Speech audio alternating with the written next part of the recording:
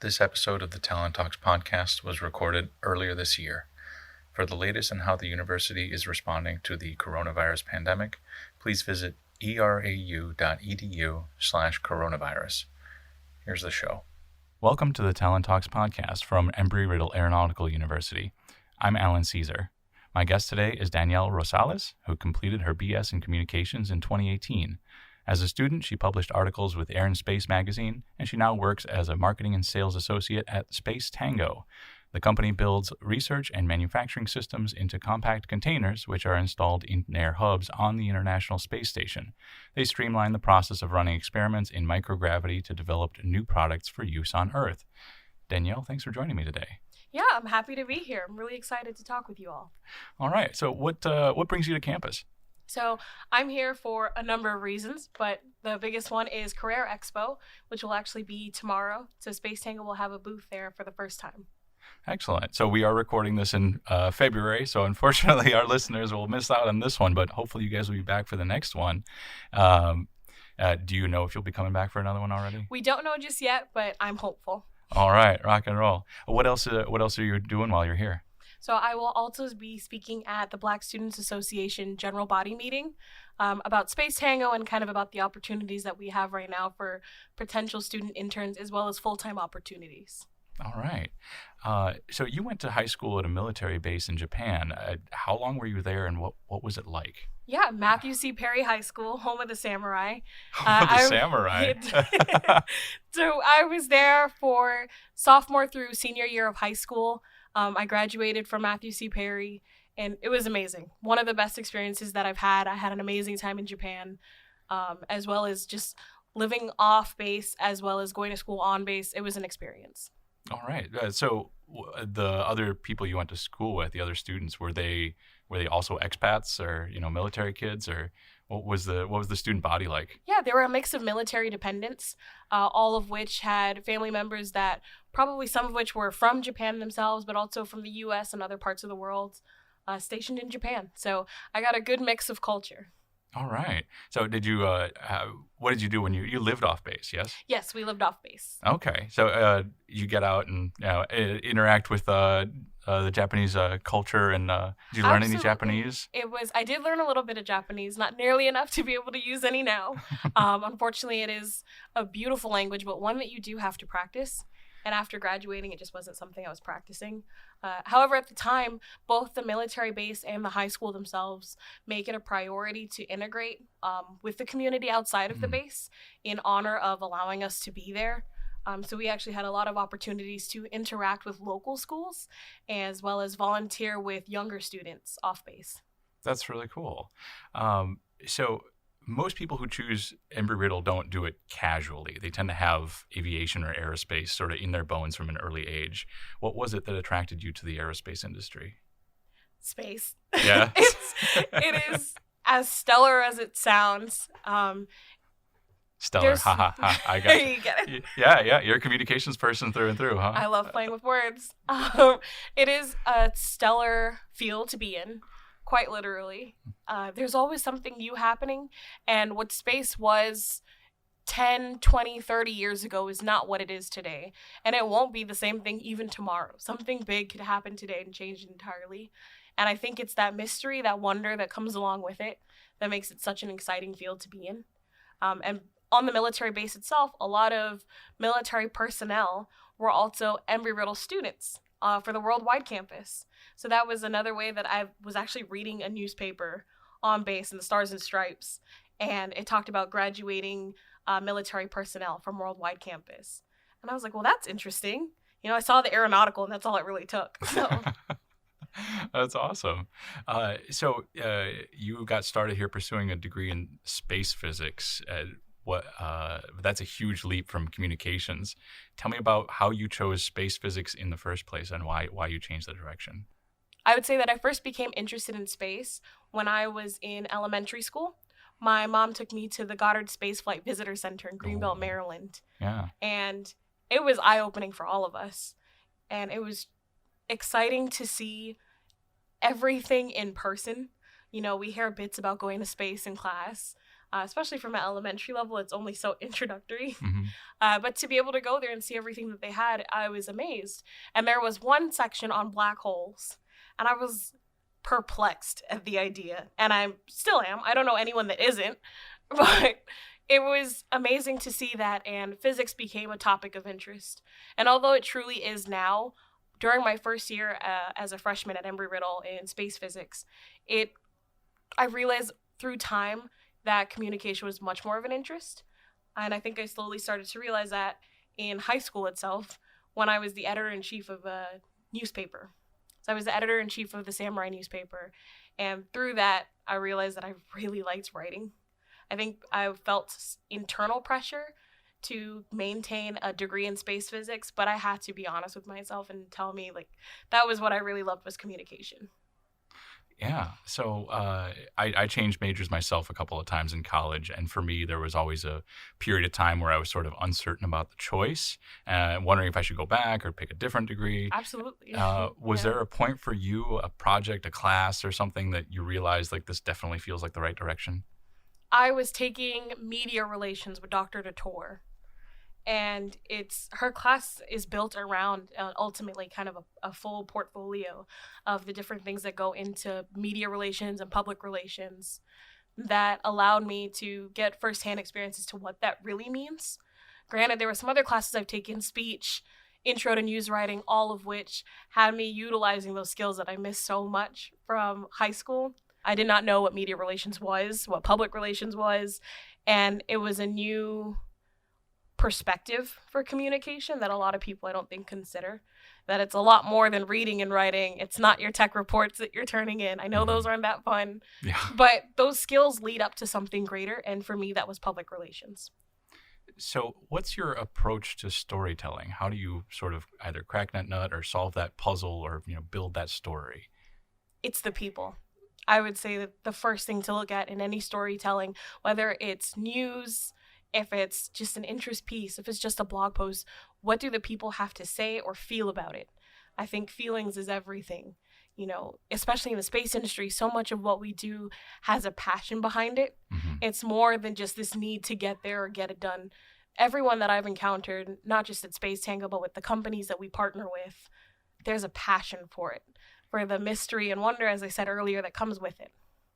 Is that sort of a key for you in terms of making anything that you write not feel like stereo instructions? Because when we're talking about a technical field, it's easy to write something that sounds and feels like stereo instructions.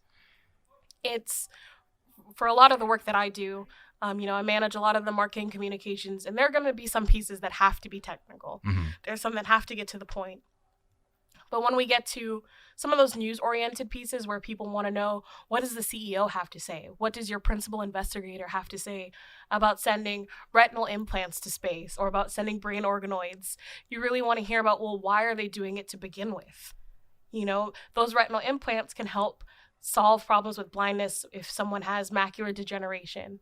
Those brain organoids could tell us more about autism and Parkinson's disease. And then you get that human piece to it, the connection that we all have to space, is that it's not just about sending rockets, it's about the people. There's something out there for everyone. Mm-hmm. So tell me more about these research cubes. So brain organoids and retinal research and so on. That's all happening in these boxes that you guys send up to the space station, right? Right. So these vary in size. And they're called cube labs. So these cube labs are entirely autonomous, and they host all of the investigations within them. And they can range from anywhere from the size of one of your smaller tissue boxes, something the size of a larger shoebox. And these are all, like I said, autonomous. They're installed on the International Space Station, and they can run for any duration of time, up to 30 days. Right now is what we do at average. But all of these investigations are housed in there. Okay. So, and you send them up on SpaceX rockets and other organization rockets? Yeah. Space Tango is fortunate to have a Space Act agreement with NASA that allows us to get onto any commercial resupply mission to the ISS. So right now we launch from both Wallops Flight Facility in Virginia as well as Kennedy Space Center down in Cape Canaveral. So any of those Northrop Grumman or SpaceX rockets that can get us up there. Okay. So some of these launches that we've seen from here might have had some of y'all's cubes on them. Absolutely. My team is actually down in Cape Canaveral right now preparing for SpaceX CRS-20. So they're actually working on 2 cube labs. So I'm going to ask you to pick favorites here. What's the coolest thing that you've worked on at Space Tango? Although everything that we've worked on has been beyond impressive, and truly take a look at our missions that we've been a part of on spacetango.com. But my favorite so far has been University of California, San Diego's brain organoid investigation, and this launched on CRS-18 of last year. And brain organoids are small living masses of cells, and these cells allow us to understand how the brain functions, but without having to truly study it in a human body. So they're separate to that. And these cells let us understand the neuronal adaptations. So in microgravity, as we send these to space, we can understand how space affects them. And this can provide insight on different neurodegenerative diseases. So is it tough to, work in communications that basically touches, aerospace and the medical field and whatever other fields that you're in, Space Tango is involved in? It's a challenge, not only for myself, but I think it's a challenge for the space industry, and it's one that we're all trying to overcome, in that space is no longer just about exploration, discovery, about going to the next planetary body. It's also about utilizing low Earth orbit for commercial options. So when you look at what Space Tango does, and even some of the other groups that we've worked with, it's bridging the gaps between something that is so traditionally, let's get out there, let's find out more, to, well, now we know what we have, what can we get with it? What else can we learn to understand for the benefit of Earth? So what benefit is there to doing research in microgravity in low Earth orbit? In microgravity, you're really looking at the absence of gravity itself. So we're removing the force of gravity from the equation. And when you think about that, truly think about what that means. When you think about the science that you're doing, whether it's on brain organoids or on retinal implants, that changes a lot of things. So the retinal implants themselves are washed with a media of fluids over it. And on Earth, those can only layer up so high, whereas in space, there's no gravity to stop those from layering up. So we have the water won't flow away, or the exactly. media won't flow Think away. about it like dropping droplets of water on a penny. Yeah. I don't know if anyone's ever done that investigation before. It's fun, but see how many drops of water you can get on a penny. You reach a certain point and then the water starts flowing over. That's not a concern in space in the way it is here on Earth. So whether you're looking at building masses of tissue, or if you're looking at making retinal implants, you don't have to worry about how that fluid is going to wash away from the subject that you're really trying to work on. Yeah, so then the surface tension is a lot more effective at keeping the fluids there Absolutely. in place. And that's one of the easier concepts that we've approached through our investigations and through our partners' works, and that there's so many other ways to look at microgravity as an application or a value added to the investigation. So I think Space Tango was started up in 2014. What's it like working at a relatively new company like that? Yeah, founded in 2014, Space Tango not only has grown immensely, but to be a part of that growth is an experience in itself. You don't always have that very hands-on activity to help build the foundation to make it even better than what it is now. Being a part of that startup experience has given me insight into what it takes to run a company, which is a lot, and I feel like really underestimates it even then.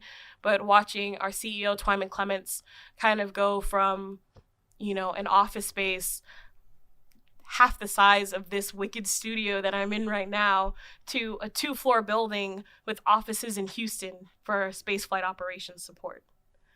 So you got your internship at Space Tango through another Embry-Riddle alumna. Can you tell me about how that happened? The communication department was hosting a panel of not only previous students, but just other communication professionals local to Daytona Beach, or that were willing to visit. And one of those alumna was Michelle Lucas. She is the founder and CEO of Higher Orbits, a nonprofit STEM education platform. And I made it my mission to make sure I got to meet Michelle Lucas, because not only was she a communication grad, she also trained astronauts. And to see how she bridged the gap between a communication degree and training astronauts was truly impressive and inspiring, and it motivated me to really look at the degree for what it could be rather than what it is.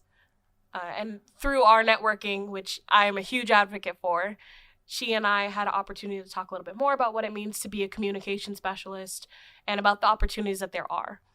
Over time, through her work with Space Tango, who is a higher orbits partner, she reached out to my advisor, Professor Master, and said that they were looking for a communications person to intern. And I immediately jumped at the opportunity. I didn't know what Space Tango was, where they were located, what they did, but I knew it was a space company looking for a communication student. And once I learned more, it quickly became a perfect fit. I think I got really lucky, and now I work for them full time.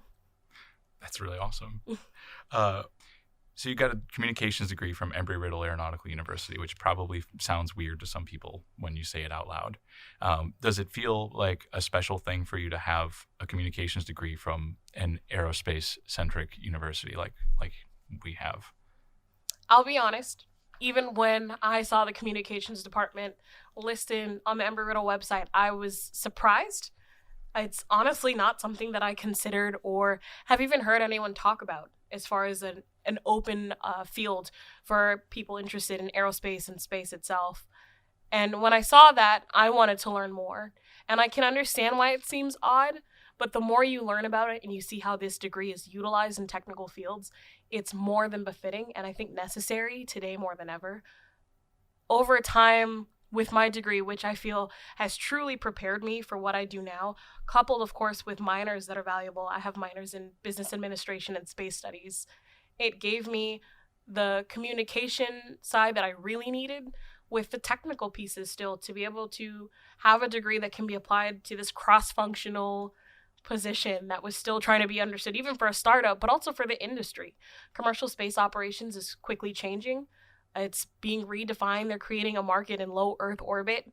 And that's something where they're bridging the gaps between traditional communication and marketing and what is predominantly very focused on exploration and discovery to something that's a for-profit market. So you've volunteered with True Colors Caribbean and Habitat for Humanity through the Caribbean Students Association. You've also been involved in OBAP here at Embry-Riddle. You've got this streak of volunteerism in you, it seems like. What's your involvement now? What things are you doing right now to give back to whatever communities matter to you? My parents are both Caribbean. Mm-hmm. So they moved to the U.S. just before I was born. I was born in 1995 for reference. But they are advocates for opportunity, but for helping others. And that's something that's just been very true in my family. And that's something that makes me that is a very large part of who I am, is helping others. And through groups like the Caribbean Students Association, OBAP, and even indirectly for clubs that I wasn't a member of, I always made it a priority to at least work with one another to find opportunities and to recognize how important it is to give back to your community. And we do that in a number of ways. Habitat for Humanity was one of those ways that we did that in CSA. But even if it couldn't be the local community, within those club meetings alone, being able to have a room of people that look like you and call them family and encourage them to look at their degrees and their dreams and their aspirations in a new and creative way is a really big part of giving back too. So you're coming back to speak with to CSA and OBAP as part of this trip. Is that part of what you're doing? And you're also mentoring people one-on-one? Correct. So I am actually here back with OBAP, and I will be also speaking with BSA this week to not just about Space Tango, but for anyone that needs resume help. So I'll be doing that a little bit as well. I've already gotten a few resumes, and I'll always open for more because I know it's not an easy task, especially with the Career Expo the next day. But I also mentor students one-on-one.